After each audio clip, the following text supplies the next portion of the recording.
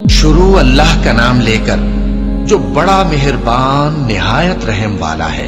فجر کی قسم اور 10 راتوں کی اور جفت اور طاق کی اور رات کی جب رخصت ہونے لگے، اور بے شک یہ چیزیں عقل مندوں کے نزدیک قسم کھانے کے لائق ہیں، اس بات پر کہ کافروں کو ضرور عذاب ہوگا۔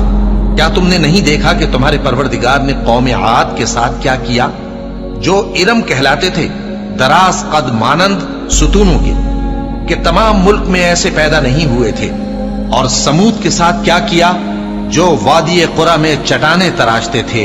اور فرعون کے ساتھ کیا کیا، جو خیمے اور میخیں رکھتا تھا؟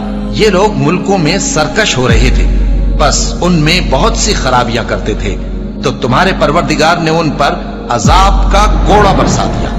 بے شک تمہارا پروردگار طاق میں ہے۔